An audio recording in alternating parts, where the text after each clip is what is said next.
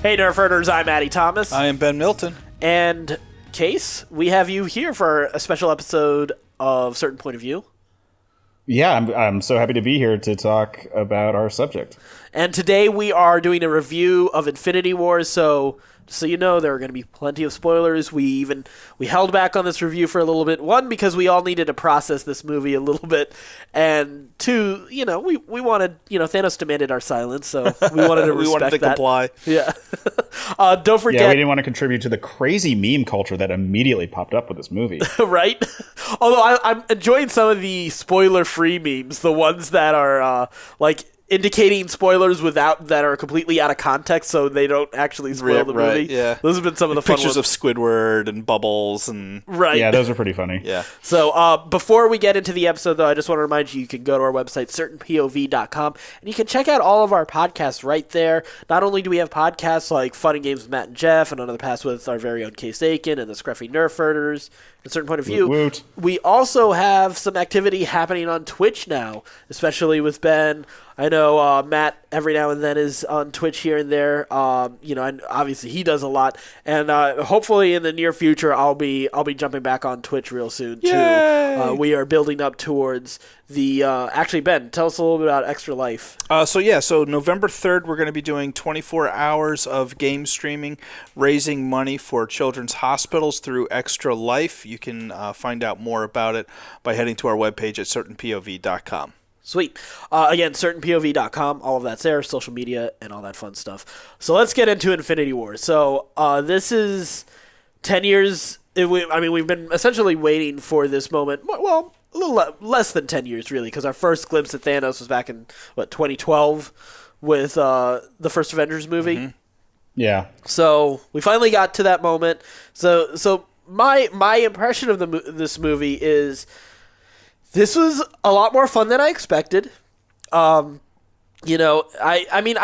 expected a good movie. The Russo brothers have done a really good job. They did a great job with Winter Soldier. They did an incredibly solid job with Civil War, especially balancing a lot of different characters, giving them each their moment, and also maintaining some character development over the course of the bigger picture of the MCU.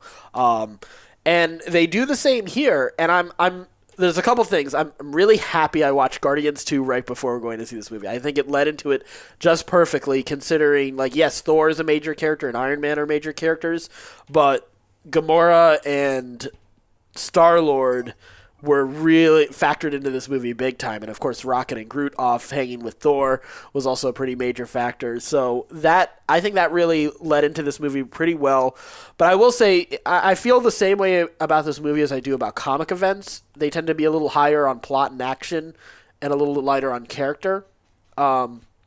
So it's not my favorite Marvel movie, but it's a movie that's been growing on me since watching it. And especially since the devastation of the end, but Thanos stands out as seems a little bit more. He's almost a bit more of the protagonist for this movie. It almost felt like at times. But what do you guys think? Go ahead, Case. Well, yeah, so I've seen it twice now, and it's a lot of fun. It's depressing as hell at the end, but like you said, the Russo brothers have done a really good job of sort of having all these characters, and yeah, it's just so impressive looking at this movie and seeing all these disparate elements being brought together to really form a cohesive thing. Especially when you consider how different the styles of each of these movies are. Even though there's they dial down those aspects typically so that there's a little bit of an MCU tone. But for the most part, you don't get the same you don't get the same thing out of Winter Soldier that you get out of a Guardians movie or Thor Ragnarok, So the moment Rubber Band Man started playing, I was so happy to see the Guardians. I already loved that song to begin with, so yeah, they did a great job, an admirable job. This is such a high wire act. It hasn't really been done, at least to this scope. I can't think of anything else that comes close to what they just did. And not building at all. a universe for 10 years and then having it pay off in this kind of event, bringing this many stars together, this many different stories together, and weaving them all together into honestly like a pretty compelling story. Like I was surprised at how compelling this story was, and how interested I was in how things were playing out. It's hats off to the Russo brothers and to Feige for being able to pull that off. It's really impressive because, going into this, I think you especially, Addy, and me to a lesser degree, were concerned like Thanos like isn't necessarily always the most compelling type of villain that you're going to get in a movie. Like he's pretty straightforward, like just want to blow up everything, yada yada yada.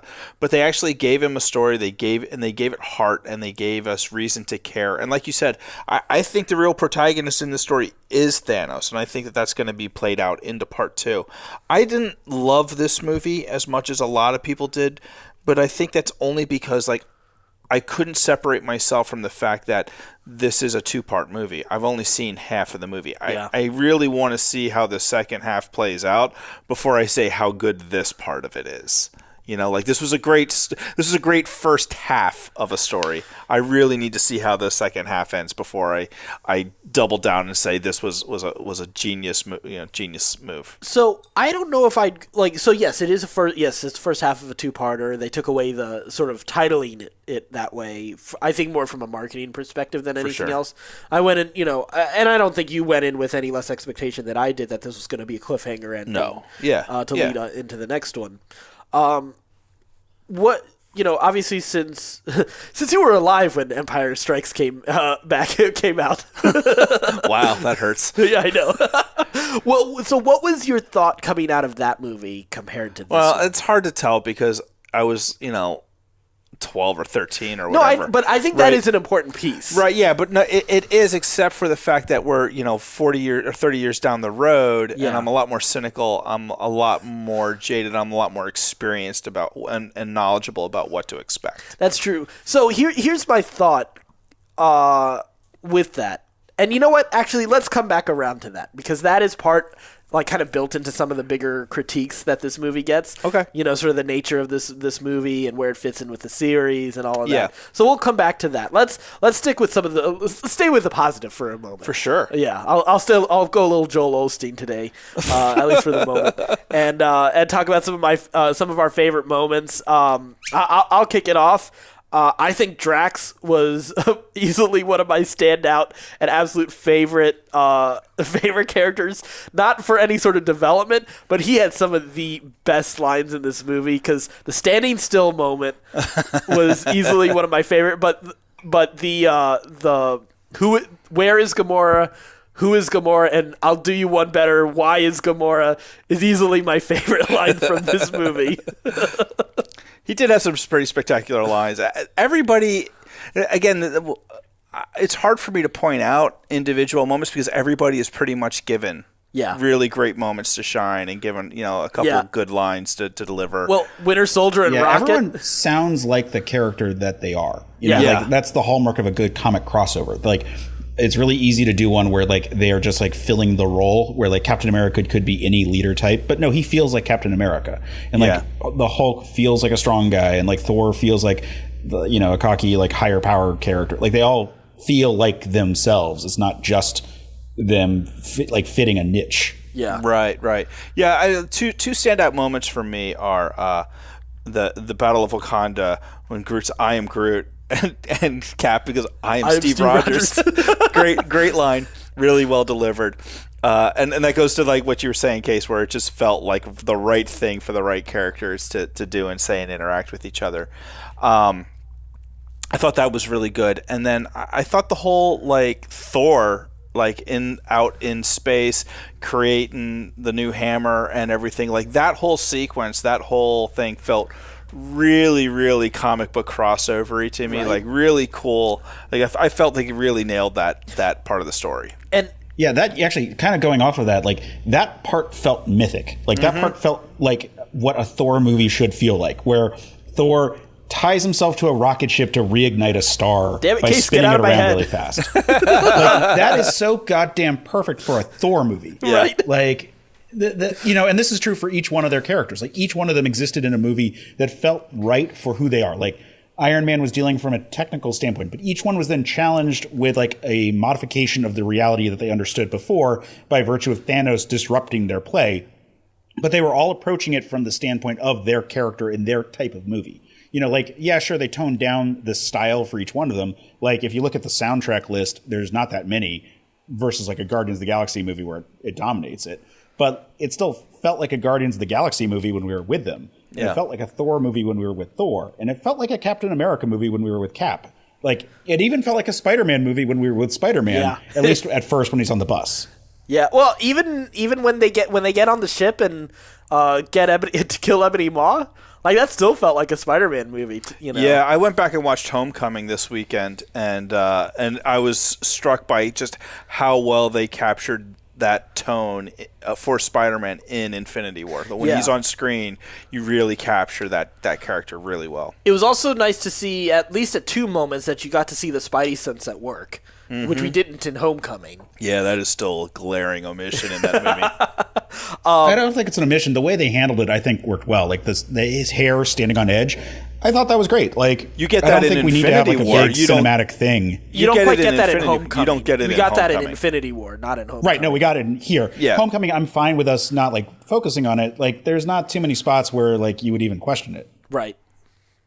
There's a like couple. if that report or if that interview hadn't come out that said like, oh yeah, we're not really dealing with the spider sense part, I don't think anyone would have even noticed. I noticed. I definitely noticed because you had heard about it before. No. I came out of that movie going, that didn't make sense. Like, where was his spider sense? We talked about it before the movie came out. I don't remember that. I don't remember that, but I remember coming out of that movie being not upset, but like that was weird. Like it was a glaring omission. I do want to point out, like, it's funny that you mentioned Thor getting a chance to really be Thor and mythical, going on a quest to craft a piece of armor or weapon that's really important for this fight. I thought all that stuff was really cool. I want to add Iron Man's bleeding edge armor. Made me a little depressed. Not for any reason within the movie, but it felt like this is probably the closest I'm ever going to get to a good live action Green Lantern movie. I was going to say that. I beat you to that one at least. Yeah, he felt like the engineer from The Authority, which was like a techno version of Green Lantern. Yes. Oh God. Here's another thing I want to add, and this moment it just got added to my top moments from the movie, only because I just saw earlier today an article about a tweet that James Gunn sent out. So whenever Groot's dialogue is in a movie, there is something actually written there. And someone asked him on Twitter, what is the I am Groot that Groot is saying as he fades away? And, he's talking to Rocket, and apparently it is Dad. Dad? Yep. He just says Dad? Yeah. Oh, so he looks as Rocket as his dad. Yep. Yeah, I know people have been talking up Spider-Man's death being really heartbreaking, but Groot's already was before, because I thought Groot was a little bit safe since he had already died. Yeah. So that is rough. That gets me in the feels the more I think about it. They definitely picked the right ones to make us like really feel for it. Like, obviously Spider-Man's was this really drawn out one that doesn't make sense, but just like, here's the knife and let's just twist it and twist it and twist it. Right. But each one of them like really is a character to mean something to the people who are left behind. Right. Well, because Bucky was, I was not expecting that. Well, I mean, that's the one that kicks it off. Star-Lord is another one you don't really expect. Drax and Mantis, like that worked. Doctor Strange was sort of an unexpected one. I was shocked by Strange. The big unexpected one, though, was Panther, especially the way they shot that. The fake me out was that was really good. Because you see you're thinking it's gonna be Okoye. That was good. That was probably their bravest choice in my opinion. And then Scarlet Witch also disappeared as well. Yeah. But I'm just mentioning everyone. So now we're left with essentially the original Avengers lineup plus War Machine and Rocket. And Rocket is the only surviving Guardian with Nebula at this point. Yeah. So we're actually going to get basically like original Avengers lineup since Ant-Man and Wasp are probably Likely going to be join them, yeah. part of that group. I mean, we can get into speculation, but I am curious if we're going to end up with Ant-Man and Wasp in the next movie. Yeah, I know, because we don't know who'll fade away at the end of that movie, for that matter. But I could see that it's both of them, but we'll see. Any disappointing moments for you guys? I mean, it's Or hard to things that say you'd like to because change this movie is such a clear first movie and a two-parter. Like, I was with Ben in that it was hard for me to come out and like rave about this movie. Like, people were like, "Oh, you saw it? What'd you think?" And I was like, "It's objectively speaking a good movie, but it is also not like it's depressing, yes, but it's just not satisfying because you don't know how to judge it until you see the next one." Right. Yeah. Yeah, that's exactly how I felt. Like, even as it was happening, and you know, like, you're like, oh, I should feel bad that these characters are dying here on screen. I was like, but they're not. So let's get into that. That's exactly the next part. Yeah. You know, the two big critiques, and we'll just kind of summarize them a little bit before we address them. One of the big critiques I hear is that this isn't a standalone movie. You know, you need to know stuff from other movies to really grasp this movie. And then the other thing is that, you know, with especially post-snap Marvel Universe, all those deaths are probably going to be undone, especially since some of those guys even have movies on the slate, you know, speaking particularly of Spider-Man 2 and Black Panther 2. And we know at least Doctor Strange 2 is being written right now. So how effective are those deaths really? I think those are bad critiques. Yeah, I totally agree. I think it's two parts because in terms of like the you need to know everything element of this, like, Marvel is not actually guilty of constantly putting out movies that require you to know a lot about continuity. Right. I was thinking about this because I rewatched Ant-Man, Doctor Strange, Black Panther, and Spider-Man this week, between seeing it the first time and coming in for this viewing. And they're putting out a lot of movies that don't require this deep continuity all the time. So they have the opportunity to do this larger franchise and these big crossovers. But they are also constantly doing smaller movies. Guardians has been like an off-to-the-side universe that didn't require a deep understanding of the Marvel world. And all these other superheroes, generally you just needed to know that there are superheroes. Like, it doesn't require you to know anything really about the other heroes out there.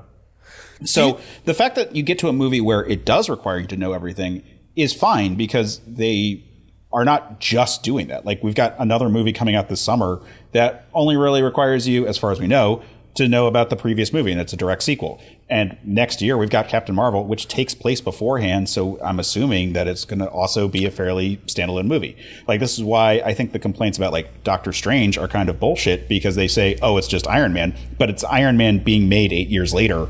So if you were a person who didn't get to ride the crest of Iron Man, or just want another Iron Man movie, there's that.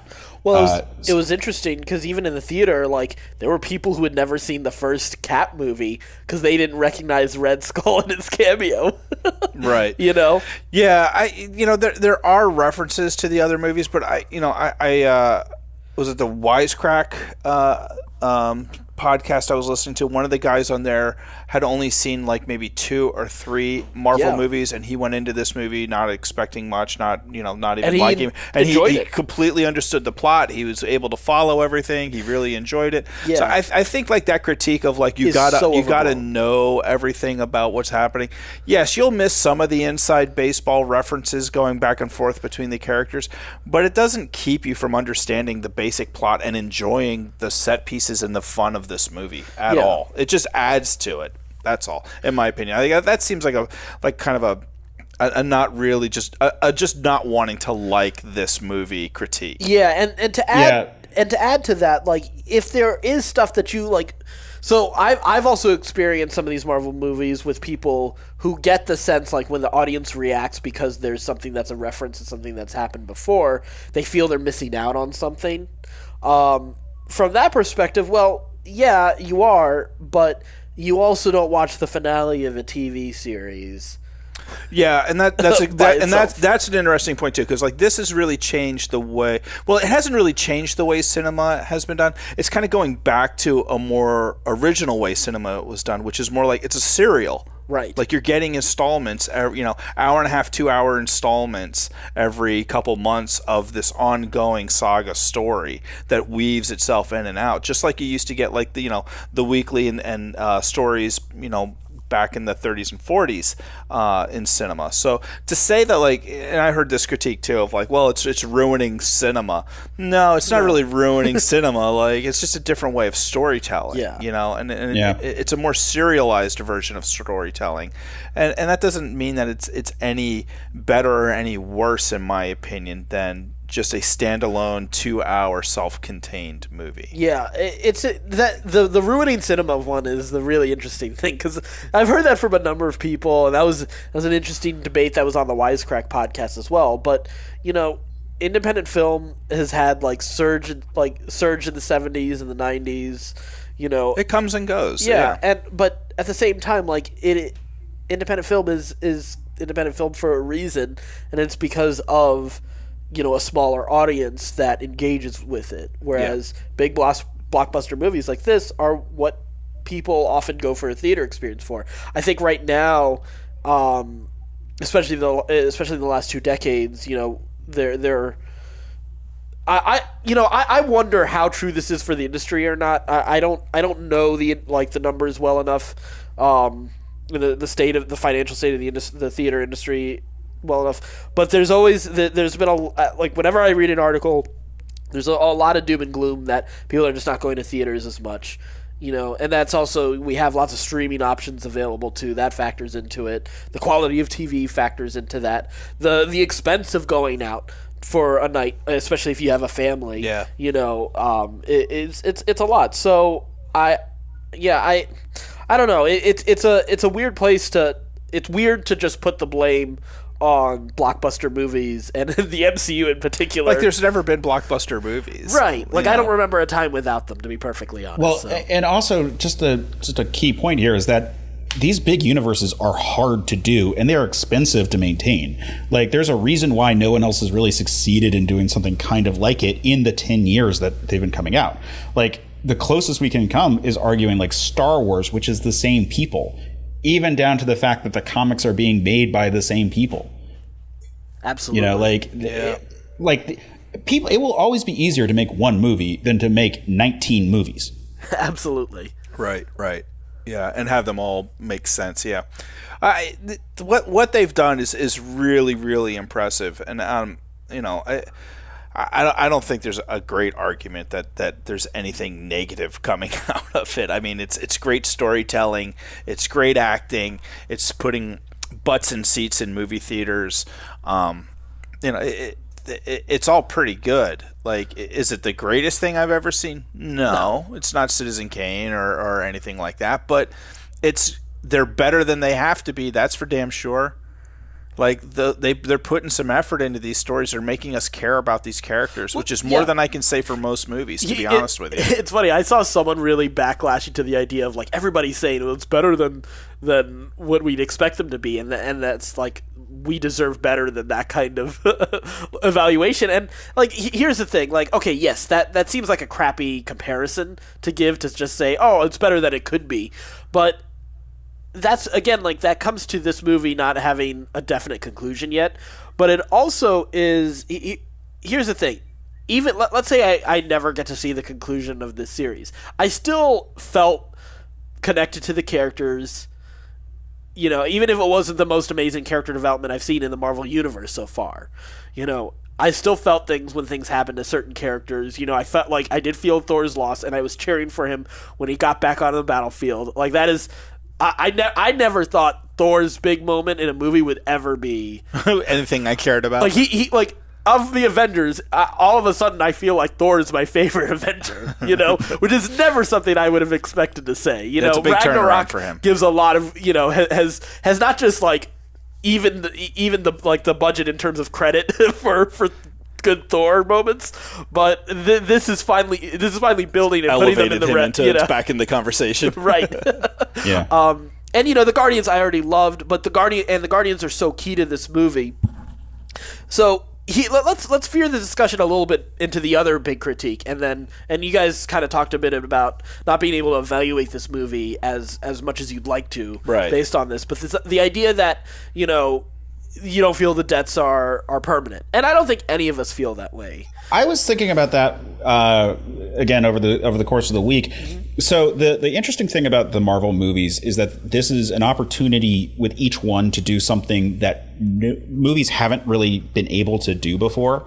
Like, you couldn't do a Winter Soldier and have it matter because you need a bunch of movies to sort of feel the world and to find out that the conspiracy of Hydra changes your understanding of that world.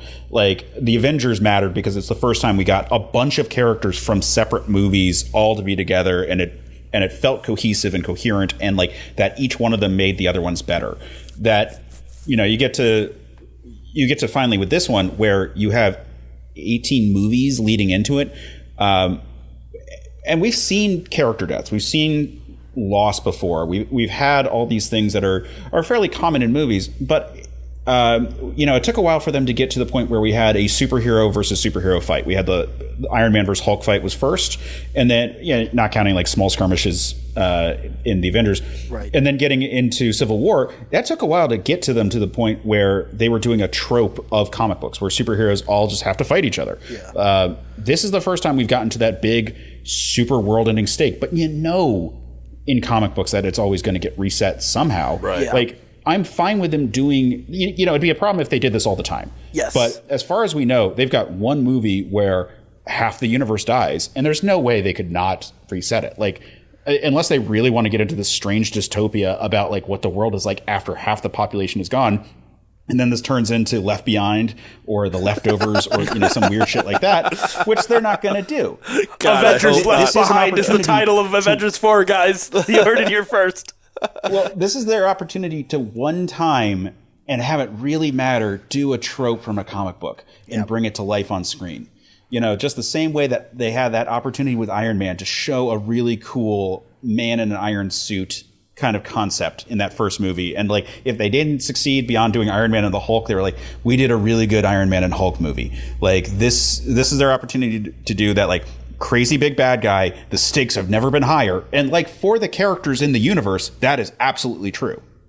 Yeah. So the stakes have never been higher. The consequences of failure have never been higher. And like, they need to like literally rewrite reality to be able to save the day and have it not be the worst thing that has ever happened to all life. And I'd like to add another thing, like another thought to that, perspective. Because I totally agree with you on that case as a fan who is aware of comics and some of the tendencies they tend to have. But that's sort of the key part to it, is we are fans. And the general movie-going audience and kids, which are still, I think, the first and foremost targets of movies like this, aren't as aware of that kind of thing. And I think they can still experience it. Kind of like, that's what I was trying to get at with, like, how you experience Empire Strikes Back for the first time. Yeah. And, like, it's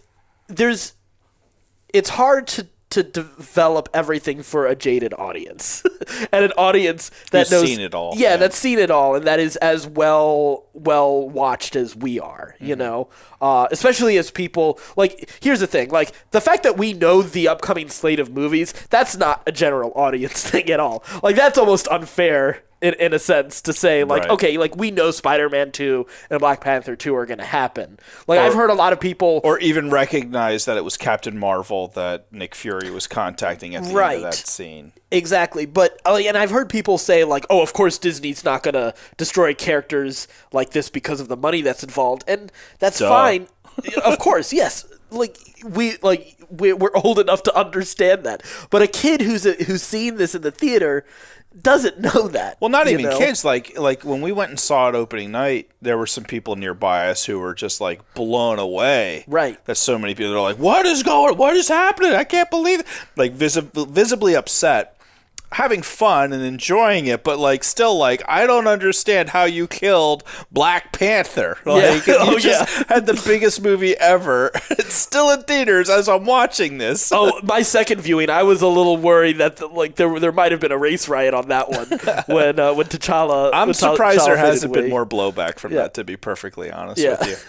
But well, I think because people are ultimately smart and understand how this is all going to go. Absolutely, yeah. I mean, like, because there's a thought exercise you could do coming out of this where it's like, well, I guess Shuri could become Black Panther, and we could finally get Miles Morales, and we could do all that. But it doesn't change the fact that half the world is dead. Like, that is an unbelievable, like, incalculable amount of tragedy to experience in a world. Yeah. And, you know, here's the thing. Like, we probably have seen movies that have similar levels of stakes where, like, time travel or something's involved, and we've seen, like, oh, we've destroyed the future. Or something, we have to go back in time to save it. You know, I can't think of like a great example off the top of my head, but sure, we've probably seen stuff like that. We definitely have in like Doctor Who and other medium, Terminator, kind of things. Days of Future But usually Past. those are within the same franchise, or you know, in the same thing. Yeah. Like this movie ended on a cliffhanger of that, so we could sit and like soak it in. Yep. And that's an impressive choice. And like, I was surprised they did it quite as brutally as they did. I have friends who also knew that it was a cliffhanger. Like like I said, I saw it a second time. I saw it with friends who heard it was a cliffhanger. It had been a week. They had seen some of the memes. They did not see it coming. Oh, that's incredible. That's awesome. It is big. They go really big with it. And I agree with you, Case. Like, I was shocked at how many people they erased. Like, there were just names that I was like, okay, they're not going to kill Strange. They're not going to kill Black Panther. Like, we know going forward. And those guys are big money names. Yeah. You know, and hey, I thought Groot was safe bold. because he already died. But you know, there was a lot. I mean, they did go big on it. Like they didn't hold back on the punch, and I think that was smart because it made it impactful. If it had only been like a couple people. And like the people we kind of expected it to be. Yeah, all sidekicks and maybe you get Cap, maybe you get Iron Man, one or the other, but you don't take both. Which I thought was impressive that they didn't take Cap or Iron Man, because that was sort of the big thought going into Yeah, I was too. But then when you look at who's left, it makes sense. Yeah. You know, they left all the original Avengers alone. Like, it makes sense. And from a character perspective, like, you need to reunite Steve and Tony. Yeah. You know, well, I expected that to happen in this film, though, to be honest with you. Absolutely. I did too. But I think, going back to that character arc, Tony, where Tony and Steve are as characters, and then of course for Stark's overall arc over the course of this over the entire MCU, it's important for him to have that moment to come together, because in a way, like, yes, we have team ups happen in this movie, but we never really have the Avengers assemble. Everyone is kind of going with their own agenda instead of everyone coming together for the common good in this movie. So it is like I feel like Avengers 4 might just end up being called Avengers Assemble. Something a little bit more simple like that. Yeah. Or Avengers Forever, I was actually going to say Avengers Forever because that is a sense. story arc that I think they might reference. Yeah. I think so. The Time Stone, I think, is going to come into play in a bigger way for the next movie, since that's in the original Infinity Gauntlet, the way that everything gets saved anyway. It's a big story arc that's really cool. We've seen behind-the-scenes shots of Steve, or rather of Chris Evans as Steve Rogers from the Battle of New York. Yeah. Right. With a grown-up Cassie Lang. Yes, which is also so very like I think time travel is going to play a part, even if it's not Kang, even if it's still Thanos and we're dealing with all that. Although, God, that'd be fascinating. Well, let me ask Kang you in this. on top of it. So the Time Stone obviously is key to that, especially with that theory. But right now, obviously, Thanos has the stone. Let's get right into our theories for Avengers 4 at this point. Do you think... So my theory is that it's actually going to be the quantum realm as a gateway to the multiverse. That is how they maybe travel through time and reality and go on a quest to try to get the gems, basically. Instead of the Time Stone, since Thanos has the Time Stone. And it seems like a little bit of a stretch to be able to get that and turn it back. Like, what's your thought on how they use the Time Stone, or any other theories that you have for that matter? Go ahead, Case. Well, so I guess the reason why I kind of lean towards the Time Stone, aside from the actual footage that we've seen and the sort of references to the comics that it would allow for, is that it does allow for a scenario where you could have kind of a interesting set piece component of them bouncing through time. Like if they try to create like a unified assault or, however, actually all going after Thanos and then the Thanos, or like them kind of defeating Thanos, but maybe but the work is already done. And everyone gets like shot off through space and time and have to like reconnect by the end of the movie. Now that said, they're already starting very separate, so it's not like we need to create a reason for them to all be in disparate positions. But that's sort of part of it there. The quantum realm is an interesting one, like talking about the Ant-Man kind of thing, and especially if we get to see more of it in Ant-Man and the Wasp. But I guess I'm curious if it's going to be a big enough deal. Right. Well, I think what's going to I agree with the quantum realm idea. Ultimately, I think we're going to find out. Do we know who? What's the name of the villain in Ant-Man and Wasp? I know we know who it is. It's the chicken. It's the person in the white suit. I keep wanting to say Screen Slaver, but that's incredible. It's I forget what the name of the character, but I think we're going to find out that it's Janet Van Dyne. Ultimately. Oh, that's interesting because we know Michelle Pfeiffer is in this movie as Janet Van Dyne. And I think that's going to open up the door for the quantum realm and time travel and moving about the multiverse that way. And that's why they kept Ant-Man out of this and kept him alive to do this so that they can get into that. And I think that's how we'll eventually get back, because it doesn't make sense to me. Like the Time Stone the Time Stone theory is pretty straightforward, but they don't have the Time Stone anymore, so it doesn't really make sense to me how they would use it to be able to save the universe. You'd still have to get it from Thanos. Right. It's almost I'm saying like if they make an assault on Thanos and then they defeat him but destroy the gauntlet and are lost in time and space, and they have to get them all together to save everyone. So here's an interesting thing. So I think Evangeline Lilly said it in an interview, because she's also supposed to be expected to be in Avengers 4. And this is where I get a little worried when she made this comparison, but she compared Avengers 4 a little bit to the final season of Lost with the Flash sideways. Nope, I'm out. So I'm a little concerned, but I mean, like, I also feel like the Wakandans in this movie were like Gungans done well, So maybe the last season of Lost could be done well. Lost isn't going to be that bad. Maybe they'll fix the last season of Lost for me. We'll see. I mean, what she's saying, if she's comparing it just in the fact that there's Flash sideways, it's like they're jumping to different spots in time and multiversing. Like, that makes total sense. Yeah. Like, how else are you going to possibly... Right. You're not going to defeat Thanos by going head-on at this point in time. You don't have the manpower to do it anymore. Yeah. I'm expecting a little bit of a Days of Future Past type of thing with, like, maybe a team in the past and a team in the future. Yeah, and I think also there's a potential other angle that you could take with this story, which I think would be far more interesting, to be honest with you, is that you have Thanos feeling regret and dissatisfaction from doing what he did. Right. And that it's ultimately that he ultimately is confronted with the idea that his idea wasn't the right idea and that he needs to undo it. And in my, like, when I first left, this was my idea of like, okay, in order to do that, you would have to have it like, we see Thanos like kind of like having like a moment where he looks like, there's a brief moment across his face where he looks sad and then like satisfied also at the same time. Like they play with that emotion where he's looking at Gamora and realizing like, oh, I sacrificed a lot to do this one thing that I really wanted to do. What if you took Thanos and said, okay, like ultimately I know this was the wrong thing to do. I don't like this. So he sends them back in time to stop him before he gets the stones. Because once he starts collecting the stones, he's unstoppable. Like once, like he beats up Hulk and he has one stone. But then why doesn't he just undo it himself?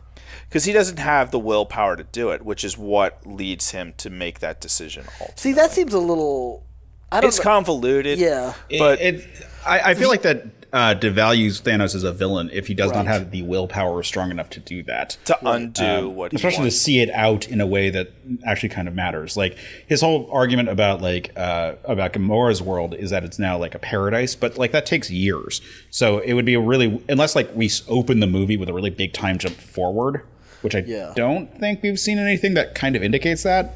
Well, we've only seen one picture. Yeah, that's true. I mean, it's just hard to. I guess that's the thing. It could open with the adult Cassie Lang, and then in a world where Thanos has finally kind of given up on it, or arguably Thanos has become in tune with the Infinity Gauntlet and has begun to understand the weight of what he has done and how that was not the right thing. Because like that is a part of like the Infinity Gauntlet stuff where like gaining each stone. Like if you got them all at once, you wouldn't be able to really handle it for a while. Like that Thanos collecting each one individually allows him to sort of attune himself to it and like to deal with the sensory overload that comes with it all.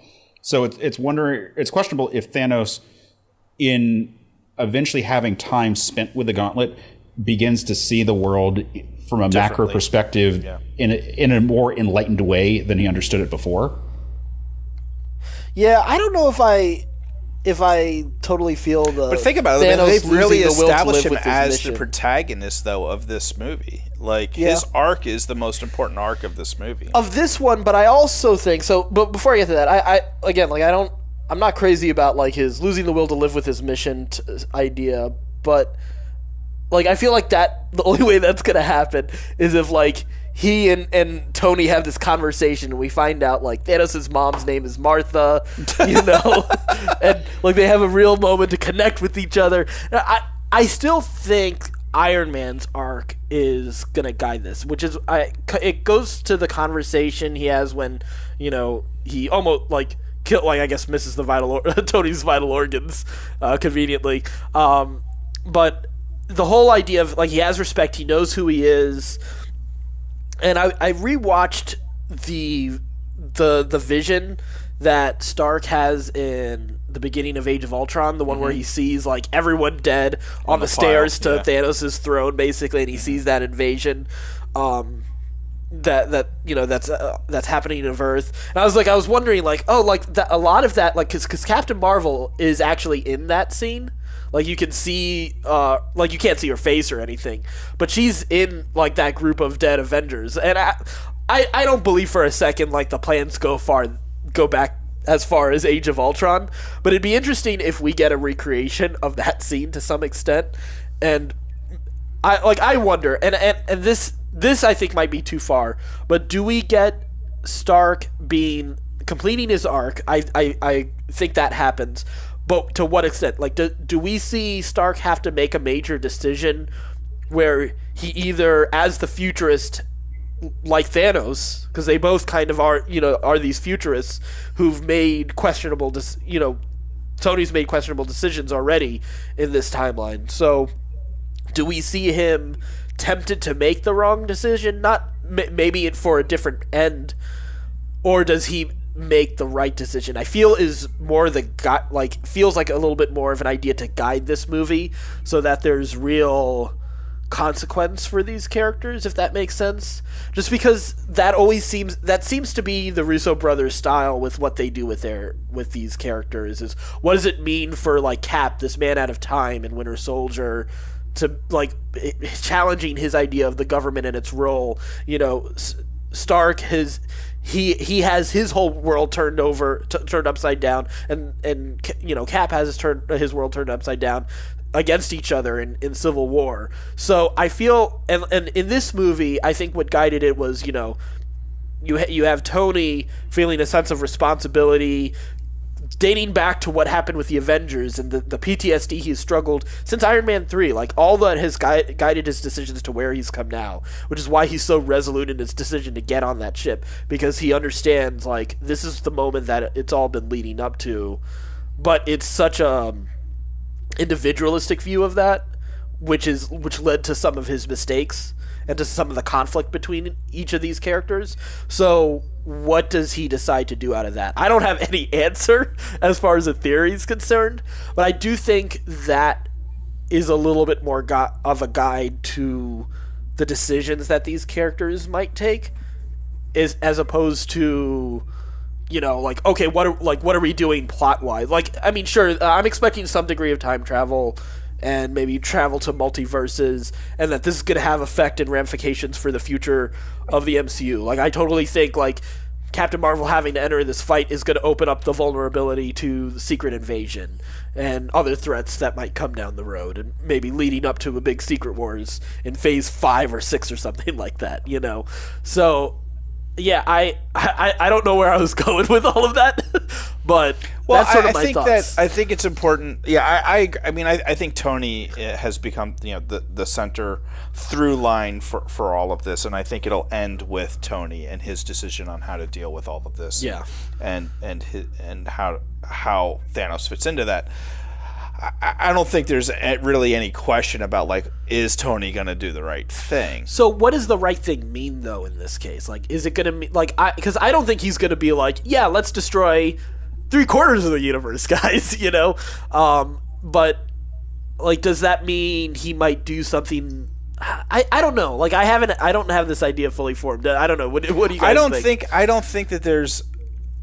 I mean, I think that there will be a temptation of some sort for Tony to basically follow Thanos down the same path. Yeah. But I don't think that there's any real way that that's going to happen. Right. What if they rewrite reality so that Tony never exists? Is there? I can see that. I can see Tony sacrificing himself for the good of humanity.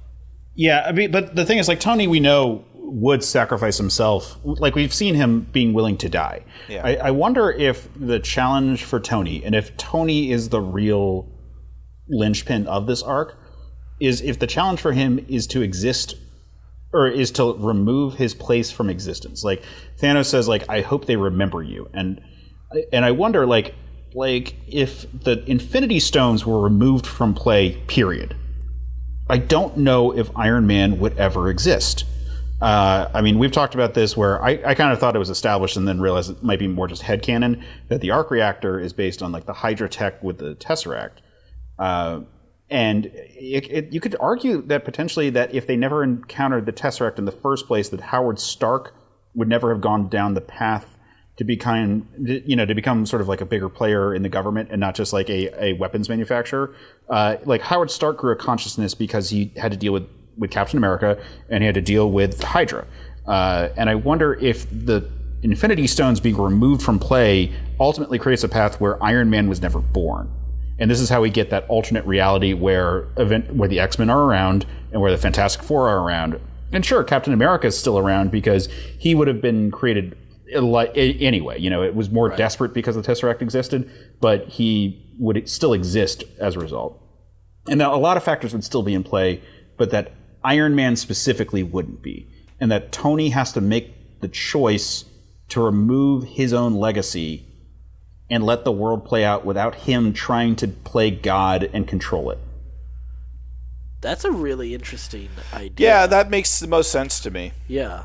You know, and that's going down that road. And I think it's the most satisfying arc for Tony, too. Yeah, and that's the way to have Robert Downey Jr. exit gracefully and like have them be like, we cannot bring back Iron Man. We spent 12 years developing Iron Man. And we got and getting to that point. Yeah. And now like he is exiting and we are like maybe we can hint at like, you know, what was it, Riri Williams, like working on some tech or something like that. Right. But like the Iron Man that we knew is not going to erased himself from existence in order to save the world. I think that's a cool idea. Yeah, I'd be okay with that. Yeah, I would totally be okay with that. Yeah, it's sort of fun, like, because right now, like, the next year is just going to be spent coming up with theories, speculation. Yeah, we just have to be willing basing entire movies off of simple photographs from like 3 miles away. We just have to be willing to detach ourselves from this so that we don't have the Last Jedi experience that some people had, where their theories took them too far down a path that we can't follow. Yeah, like I don't have the best track record with predictions, especially not this early out. For sure. You know, like I've got plenty of like good calls on things, but like especially like how they handle stuff. Mine have been all over the place in terms of like what they ultimately end up doing. So I'm not really that worried about being accurate. Speaking of some of the calls that you've made, let's talk a little bit about some of the homages to the comics that you saw, because I know you tend to pick up on, well, you definitely pick up on those more than we do, for sure. Any moments you wanted to call out as cool things that they did like that? Let's see, specific ones. I mean, obviously there's a lot of stuff referencing the Infinity Gauntlet itself, like that main story arc. I wonder, I feel like Guardians of the Galaxy has been where they've felt like they comfortable to do some of these crazy space things, like the reference to Adam Warlock, who is a major player in the Infinity Gauntlet story that we have not seen at all. Let's see. Sorry, I thought I had better ones to go off of. But like that's kind of the thing. Like they have created such a natural world that feels so right for the Marvel universe. Like like everyone feels like they're the right character that in the right place, that have distinct voices. It's really impressive. Like it's taking the Marvel Comics universe, which is objectively an impressive thing. Like the DC universe has never quite been as cohesive a reality. Like that's why DC has had to do reboots all the time, but Marvel hasn't really had to do them. Even the softer reboots that Marvel has done don't really matter as much in the larger tapestry. Like things with like Captain America, for example, like him wearing that like very dirty version of his costume. He's really, and they just call him the Captain, or rather they call him Cap or Captain. Right. So that's like when he had lost his role as Captain America from the U.S. government, and he was running around as the Captain. Yeah. Like people talk about Nomad, which is a similar story arc, but like I keep thinking about the '80s version, like the version that led ultimately to U.S. Agent. Where his costume is that blacker kind of color scheme, and they just called him Captain. So that's like one. Thank God, I'm glad they did not go with the Nomad costume, because that would have been a good look. Yeah, like it's funny how no one brought up the fact that they've done that story like multiple times with Captain America, and everyone talks about Nomad. Yeah. And I'm like, wait, why are we talking about the one that doesn't look anything like the version that we see in all the stuff? And like it's just a weird choice. People have speculated about Vision going like very pale at the end, like, or becoming like all gray. That if he is brought back to life, he might just be that sort of monochrome version, kind of like in the comics he was like this like yellow bodied one for a long time. So I wonder about that one too. That's sort of an interesting idea. Let's see. I love the Stormbreaker stuff. Yes. That's a big one. Here's what makes me sad about Stormbreaker is that we won't get Beta Ray. I know. Well, he might actually pick up the hammer in the midst of this all. Why is a horse like you just see a horse out in the middle of a field somewhere just nudging it? Well, I'm impressed how they actually had new characters in this movie. Like that matter. Like Peter Dinklage's character was new. Yep. Like we hadn't seen him. We'd hinted at him before, but like there's new things in this movie. It's not just all the previous Marvel movies finally coming together. Like there's new stuff being added in as well. Like all of Thanos' children also are new to our universe here. And so I could see the next movie having new characters, like a new alien showing up, especially an alien fleeing from a decimated population. Like that works pretty well. You could actually see Beta Ray Bill showing up and picking up the hammer to take Thor's place on the battlefield. And Beta Ray Bill is no slouch without the hammer, so he would be worthwhile in a fight before the hammer. Yeah. Right. So actually, that's possible. And I love Stormbreaker. And I we didn't really talk about this. I love that it's Groot's arm. Yeah. That's so goddamn mythic. There's no direct reference to it, but like, oh man, it's like, still so having cool to like take the pieces and like forge them together and then break off his own arm to be the handle. Yeah, it is fantastic. I could spend forever just talking about some of my favorite moments, like going off of that the Groot's arm being Stormbreaker's handle. I also it's a small moment, but I love that Groot is elective on Asgard. That Thor was able to understand him. Yeah, very funny. Yeah, there's just lots of little nods here and there that just like fill out the world and make it feel lived in, and that the fact that they're still doing little things like that is what's making the Marvel universe work better than everybody else's universe. I mean, it's brilliant. I don't know where they're gonna go with it after this. Like what? Like okay, like let's just get past. Yeah, let's just get past Infinity War. Yeah. Where do you go in the next couple Invasion. phases? Like what do you do? So with Captain Marvel, like it's a '90s thing.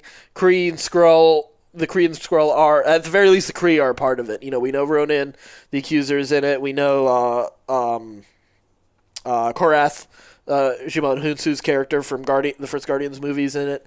We know Agent Coulson's in it. We know pre-Eye Patch Nick Fury's in it. So we know all that. We know that, considering that there was a pager that was used instead of a cell phone, I'm assuming she left during the 90s as well, Otherwise, I think Sam Jackson would have had a giant cell phone in his, or a smartphone in his duffel that when he a different way to contact her that seemed more modern than a pager. Exactly. So isn't that like part of her lore? I'm not a Captain America I don't know. aficionado by Captain Marvel, by any stretch of the imagination. But isn't there like some sort of like intergalactic pager or something like that in part of her lore? For Carol Danvers, not so much, unless it's a recent thing in the comics. Okay. Like her being Captain Marvel is a relatively new thing versus like Captain Marvel as a character, and like very clearly they're referencing a lot of Marvel as well. Yeah. Who we also knows in the movie. We know that generally speaking, characters who have been called Captain Marvel have had what they call cosmic awareness, which is a larger sensory ability to sort of perceive the threats to face the universe itself. And it's unlikely that they would give this to her because it's such a device for comic book writing. Right, and it's also the kind of thing like cosmic awareness. Like the moment Thanos enters the picture, like she should be aware. She should have been triggered. Exactly. Yeah. Like it almost feels like she was on some other mission that Fury sent her on, And my thought is, that she's basically in position to keep the Skrull and Kree at bay from messing with Earth, essentially. So that if she does have to enter the fight against Thanos, it opens up the vulnerability, and then that way we have Secret Invasion as phase 4 for the MCU. And with all of that, I think there will also be consequences from playing with the reality gem. Let's say like what you said about let's say we'll go with Tony Stark eliminating himself from existence, or any sort of play with the reality gem will start to open up the multiverse when they're ready to bring in the X-Men and Fantastic Four, which I honestly think may not happen until either the end of Phase 4 or the beginning of Phase 5. I think at best what we get is an after-credits scene at the end of Avengers 4 to start setting it up the way they set up Thanos, essentially. And maybe some sort of Secret Wars-like event to bring the multiverses together. So, yeah. Yeah, it depends on how like crazy they want to go. And I feel like we won't really be able to speculate with any sort of accuracy until we know a bit more about Captain Marvel. Right. Yeah. Because like you could do something crazy, like where is Captain Marvel? Like what kind of threat would put her away so far where we don't have an idea where she is? Like the Kree exist in the Marvel U, and we've already seen stuff with them, and actually we've seen them sort of kind of come to a more peaceful society than they were a decade earlier. Sure. At the opening of Guardians of the Galaxy. So is she out dealing with the Kree? That seems unlikely at this point, unless it's like something kind of weird. Skrulls, I really hope that we'll see how this goes. Like, well, it also doesn't make sense that she wouldn't be involved in the battle for New York. Yeah, so she's got to be away from Earth. So it can't be like Skrulls living amongst like Earthlings that she's trying to ferret out. Yeah. Well, yeah, that's why I'm not thinking ferreting away. them out. I'm kind of thinking of like keeping them at bay before they can start infiltrating. Yeah, that's a thought. The other thought I had, but this is way too out there. It's like way too much of an additional thing. Is like the negative zone. Yeah, because I love the Annihilation story arc, and I would love to see something sort of like that. That's the comics that sort of led to like the Guardians of the Galaxy that we have today being a thing. So I wonder if that's sort of an element, but that'd be a lot to just introduce in the next two movies that are Right. dealing with like those kind of stakes. Well, especially because you have to save some of these cosmic reveals because they have already said that they are planning to go more cosmic with the future of the MCU. So I imagine they want to save some of that for later. Like Annihilus seems like a good, little bit closer to the, like a little bit later in the game. Since she's such a big deal. I think I'd like to see them kind of like scale it back down again. Yeah. Going forward for a while. Spider-Man: Homecoming is the first movie after Infinity War. Yeah, let's like, okay, we've just had universe altering, reality changing event. Let's bring it back down to everybody fighting more reasonable villains for a while. Build up another 2 or 3 phases until you have another major event. Yeah. Yeah, because if you think about it, like, so far every movie has in some way dealt kind of with an Infinity Stone, either directly or from fallout from it. Even Spider-Man: Homecoming, where it's about the Battle of New York and like the fallout of that and how that's affected people's lives. You can. I wonder if the next wave will be like, all right, so we've now dealt with this thing that we've spent a decade on. Let's do all the small sequels. Like, we can build from Captain America, or rather, we can build from Black Panther and Spider-Man and all these characters and see their small world and slowly reveal the next big thing. But if they do that in the first couple movies, I'll be disappointed because it took them 5 years to do that with the Infinity Stones. Yeah. That's true. Me too. Yeah, I don't want to have an overarching story right out of the gate moving forward. Like, I don't want to get to the end of this next Avengers movie and be like, well, I know who the big bad is for going forward. Yeah. Like, I don't want to know. I want that to be slowly revealed over the next But if you had an after credits scene in Homecoming that revealed Ned is a Skrull, Spider-Man's man in the chair is a Skrull, No, it's too soon for me. It's too soon. Yeah, unless that is just the immediate next movie, I'll be really mad if they did that. Yeah, because that's such a big storyline. That's too soon for me. Yeah, right. I mean, because I don't know if we'll ever get a movie like Captain America: The First Avenger again, where in this movie that isn't directly the culmination of everything. In fact, it's a prequel. We put together all the pieces where you're like, holy shit, that's how everything ties together. Right. In a way that, like, I mean, I guess maybe Captain Marvel might do it, but I doubt it. I mean, we're going back to the 90s, so, I mean, it feels like that's what they're attempting to do. Yeah, I guess it's possible, but... Especially if you're going, like... If you're saying we're going to go cosmic for our overarching stories moving forward... Right. That makes sense, then, to have that as that piece of the puzzle. It may not fit exactly the same way as Captain America did, but it feels like it could serve the same general purpose. Yeah. Well, let's go ahead and wrap up this episode. You guys have any final thoughts to say about this movie? I bet you that Ant-Man and the Wasp ends with 50% of the people dying around whoever is left over at the end of that movie. Yeah, do you think after credit scene or the end of the movie? I would not... Well, it could go either way. Because, like, I was thinking about this rewatching it with the first Ant-Man, where the after credit scene is a scene from Civil War. Right. So I guess it could be after credits where the movie ends and there we go. Or given where this is coming, like that was a teaser for a movie coming out. Doing a callback to the previous movie is not, could fit in as just the last scene. Yeah, I think we'll see. So. I would like to.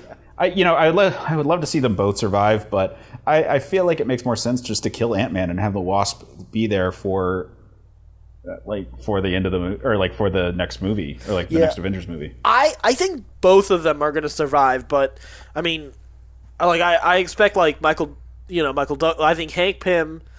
I think I don't know if this would be too funny or not, but if you had Michael Pena trying to summarize what happened in the way that he tells stories in Ant-Man, summarize what was happening during Infinity War as he fades away.